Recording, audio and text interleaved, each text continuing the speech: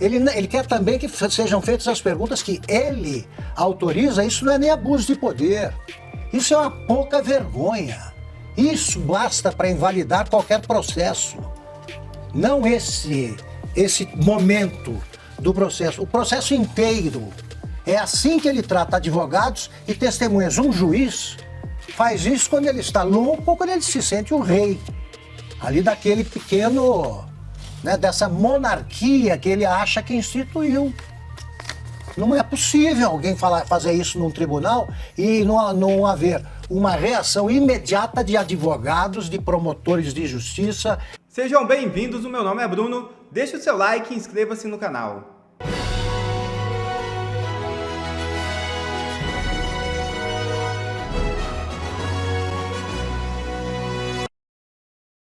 CNJ condena juiz Marcelo Bretas à aposentadoria compulsória. Magistrado foi questionado por conduta na Operação Lava Jato.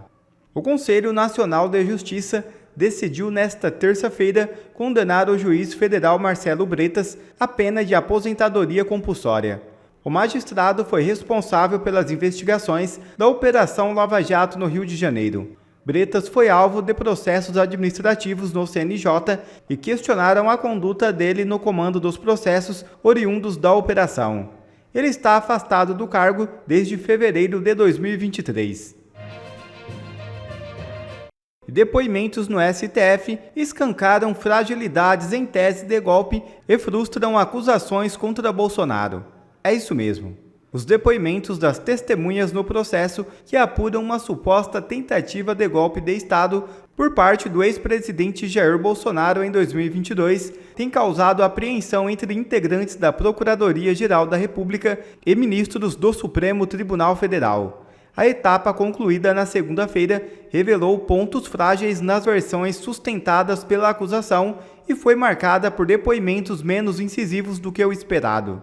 O caso é conduzido pelo ministro Alexandre de Moraes, que agora acelera o processo e marcou para a próxima segunda-feira o início dos interrogatórios dos réus, entre eles o próprio presidente Jair Bolsonaro. Bom, e um dia depois do término das oitivas das testemunhas de defesa dos integrantes do chamado Núcleo 1, no inquérito que apura a suposta tentativa de golpe, o Supremo liberou acesso aos vídeos dos depoimentos.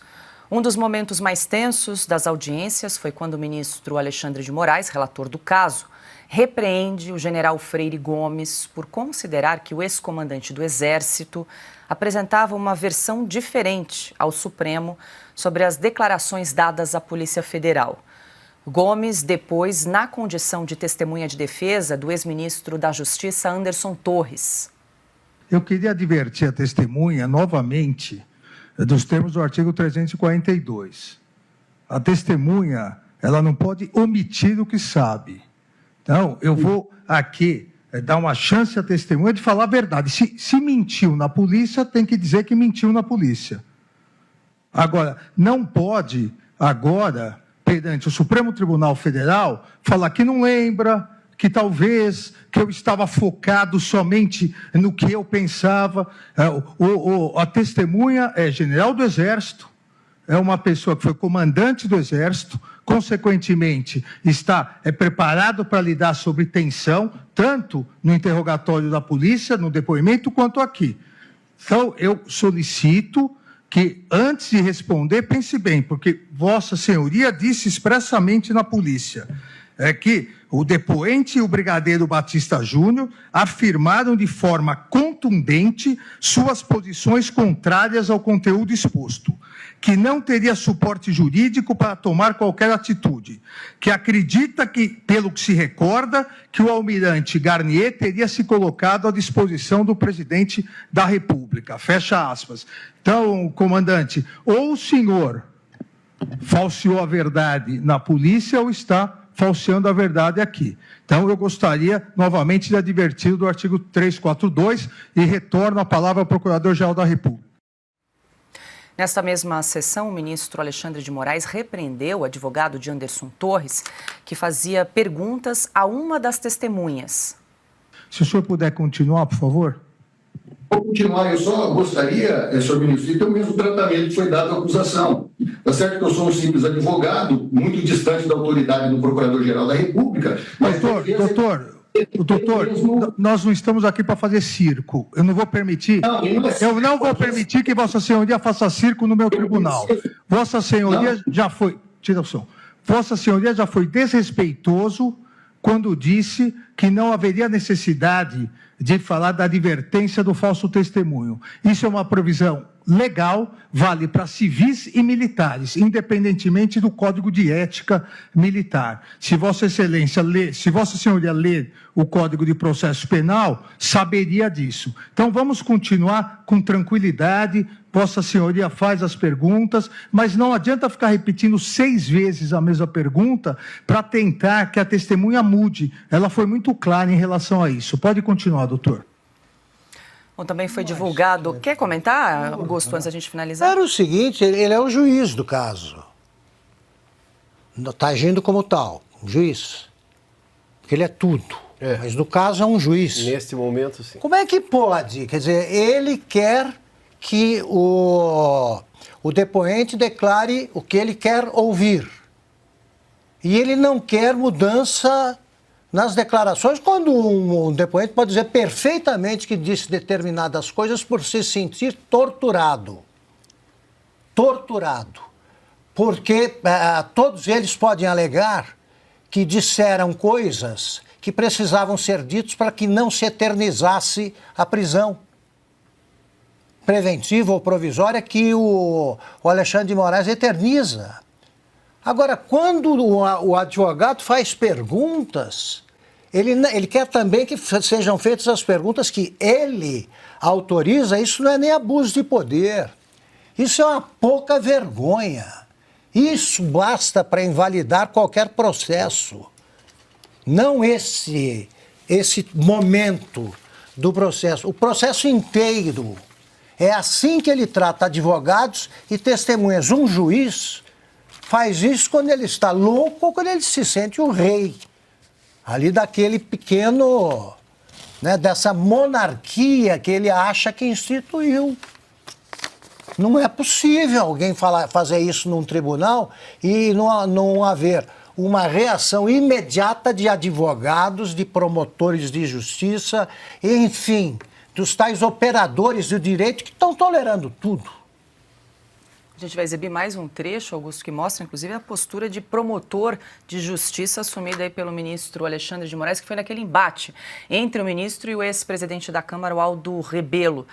Ouvido como testemunha do ex-comandante da Marinha, Almir Garnier, o Aldo Rebelo, né? Durante essa audiência, o ministro Moraes tentou e ameaçou, inclusive, prender Aldo Rebelo. A força da expressão nunca pode ser tomada literalmente. Quando alguém diz estou frito, não significa que esteja dentro de uma frigideira. Quando alguém diz estou apertado, não significa, naturalmente, que esteja sendo submetido a algum tipo de pressão literal. Então, quando alguém diz estou à disposição, a expressão não deve ser lida literalmente. E Testemunha, Aldo, o senhor estava na reunião quando o almirante Garnier falou essa expressão? Não. Então, o senhor não tem condições de avaliar a língua portuguesa naquele momento. Atenha-se aos fatos. A minha apreciação da língua portuguesa é minha. E eu não admito censura na minha apreciação sobre a língua portuguesa. Se o senhor não se comportar, o senhor vai ser preso por desacato. Eu estou me comportando. Então o senhor se comporte e responda a pergunta. Simplesmente. Eu estou respondendo a pergunta do advogado. Responda, então. É possível ou não o almirante Garnier determinar as tropas na rua sozinho? Essa é a pergunta. Sim ou não? O Piotr, só para a gente lembrar aqui a quem nos acompanha que esses depoimentos ocorreram ao longo das últimas 2 semanas. Todos esses episódios foram bastante comentados aqui no Sem Filtro, só que só hoje o Supremo liberou os vídeos para que nós pudéssemos avaliar também, porque a gente que trabalha com audiovisual sabe que tudo conta, o gesto, a postura, o tom de voz. Ali nesse caso a gente vê inclusive o ministro Alexandre de Moraes atravessando o PGR Paulo Gonet, que concordou com a indagação do ministro relator. E outra, né? O que precisava ficar escondido? Por que isso não pode ter sido divulgado no momento do julgamento? Por que tem que guardar esses vídeos todos? Bom, mais uma razão para se pedir lá na frente denunciar todo o julgamento como ilegal. Mas vamos lá.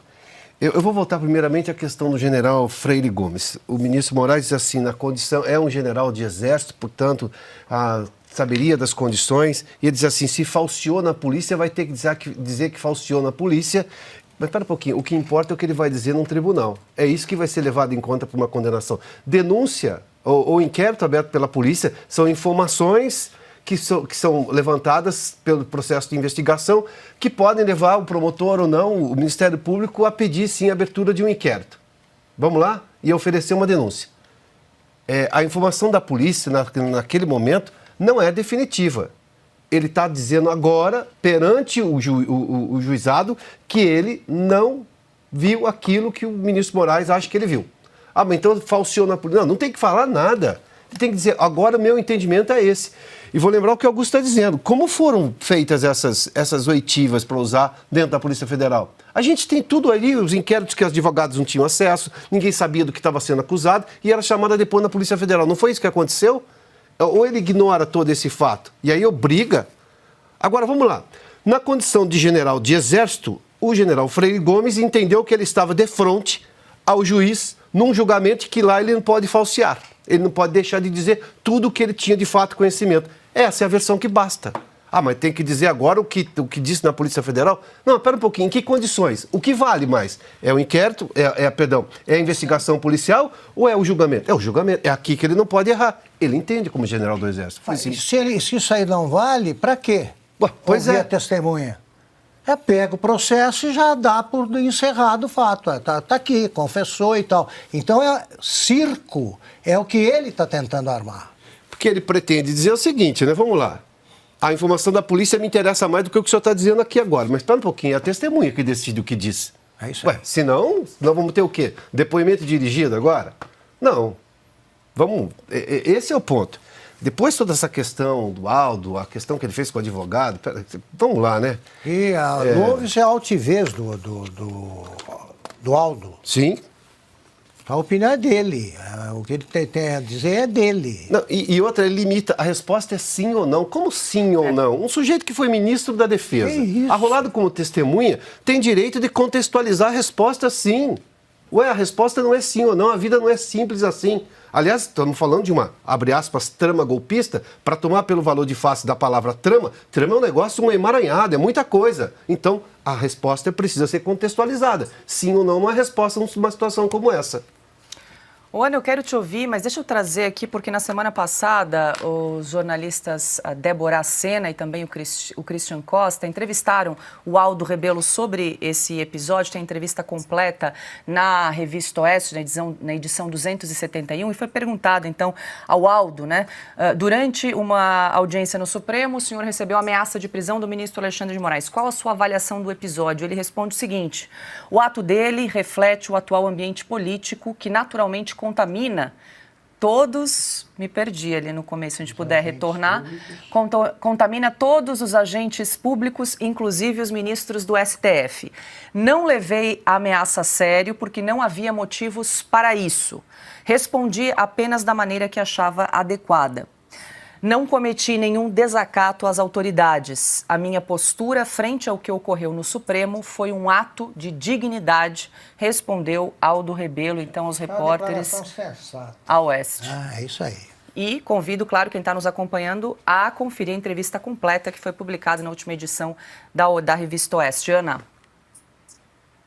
Paula, vamos lá. Esses vídeos já estão sendo traduzidos. Legendas em inglês já estão sendo providenciadas para os devidos fins, vamos colocar dessa maneira. Agora, esses vídeos são perturbadores e entram naquela premissa daquele outro vídeo que rodou também aqui nos Estados Unidos, com legenda em inglês, que eu confesso tive dificuldades, tive que pedir ajuda a alguns advogados, e eles também tiveram dificuldades para colocar em inglês o que o Alexandre de Moraes estava falando, aquele vídeo da sessão com o Mauro Cid, em que ele ameaça o Mauro Cid, o pai, a esposa e a filha, e foi depois daquele vídeo que alguns parlamentares e assessores disseram coisa de máfia.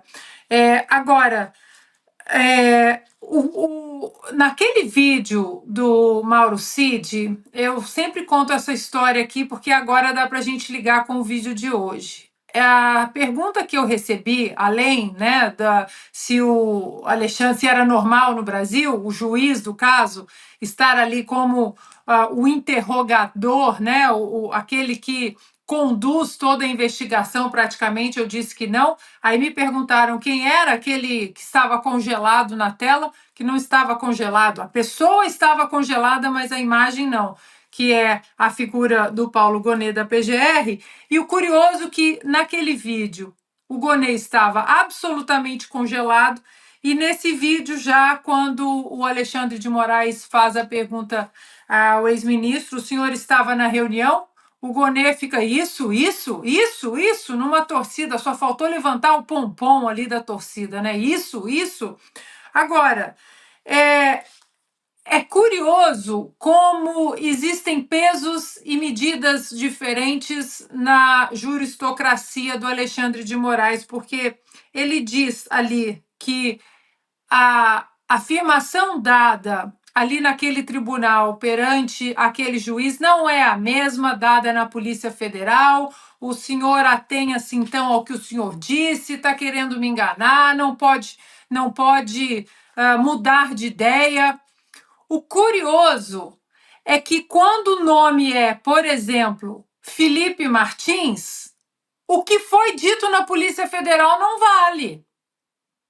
O que foi dito na Polícia Federal por Felipe Martins em relação a todo o processo dele, de como ele burlou a imigração para entrar nos Estados Unidos, como ele burlou a imigração para voltar, nada do que Felipe Martins disse na Polícia Federal do Fábio Shor, naquele depoimento, nada foi levado em consideração.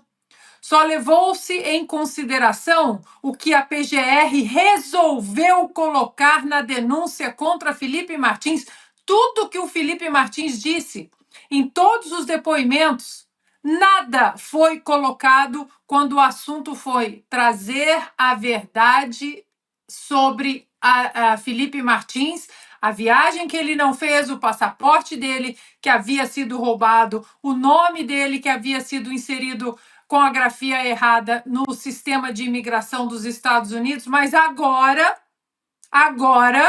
o que um depoente, ou o que uma testemunha, o que uma pessoa disse na Polícia Federal, agora vale.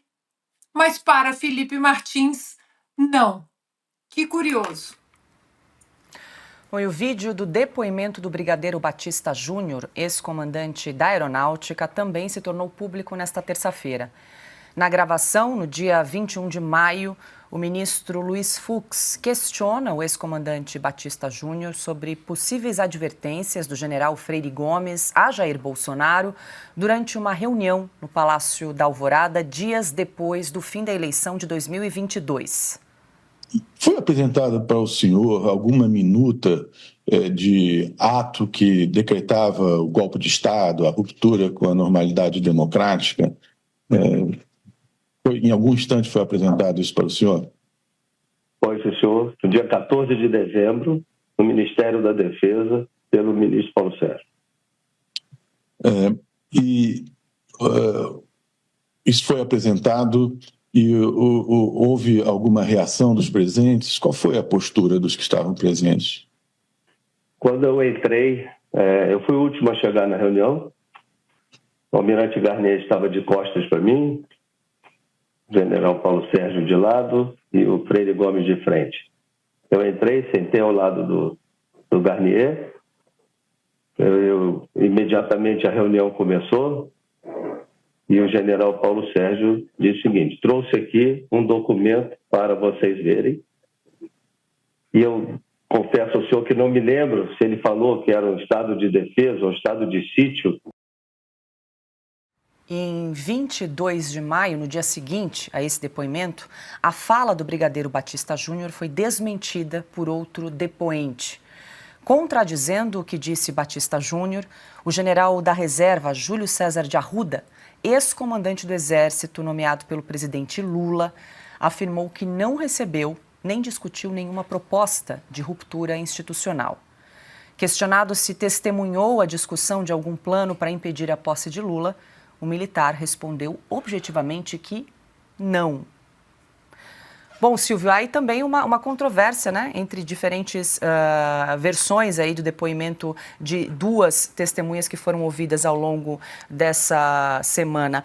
Deixa eu só fazer um ajuste na informação. Eu disse que quem havia feito o questionamento havia sido o ministro Luiz Fux, mas foi o Paulo Gonet, como a gente viu, acabou de ver no vídeo que nós exibimos agora há pouco do depoimento do brigadeiro Batista Júnior.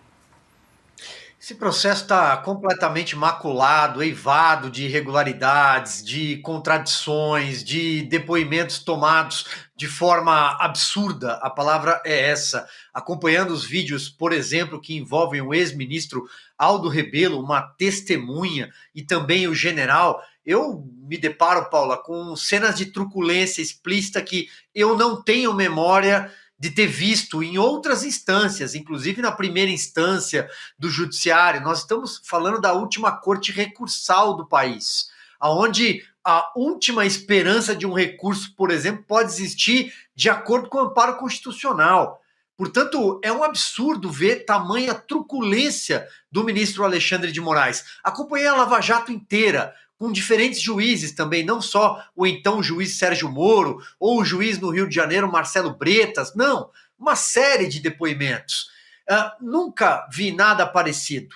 E algo se explica, eu acompanhava a fala da Ana e ela dizendo da dificuldade de traduzir determinados termos e levar para o mundo o que está acontecendo no Brasil com base em um documento legal, portanto, um vídeo gravado de uma oitiva, e eu fico pensando o que um americano, por exemplo, pensaria ou levaria em conta tomando com base a justiça deles, tomando com base a Constituição deles, os federalistas, pensando, por exemplo, aqui naquilo que o Alexandre de Moraes mais representa, que é a figura do tirano, explicitada por ninguém como, por exemplo, James Madison, quarto presidente da história americana, que vem depois de Jefferson na linha sucessória de John Adams e que começa com George Washington, quando ele diz: a tirania, ela se explica quando todos os poderes estão concentrados num único lugar. E o ministro Alexandre de Moraes é o agente acusatório deste processo.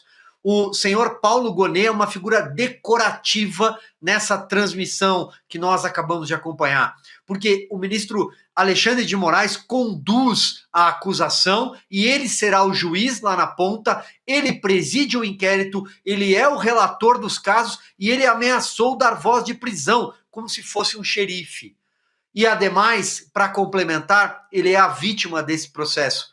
Porque havia, segundo ele, dentro desse delírio golpista que nunca aconteceu no Brasil, essa trama, aconteceu de tudo. Catarse, tumulto, vandalismo, e tudo isso é passível de pena diante da nossa própria legislação. Não precisa inventar lei, não precisa inventar tipificação alguma. Tudo é passível, tudo pode ser enquadrado e as pessoas já estão pagando por isso há muito tempo. O que a gente vê é uma narrativa sem pé e nem cabeça, delirante, um devaneio de um golpe que não aconteceu e que não vai parar em pé com base nos autos, com base nas contradições agora expostas, e só tem um único pilar, finalizo, a delação do Mauro Cid, que segundo o Mauro Cid, a revista Veja revelou isso, foi feita debaixo de coação. Se essa delação um dia cair, cai tudo.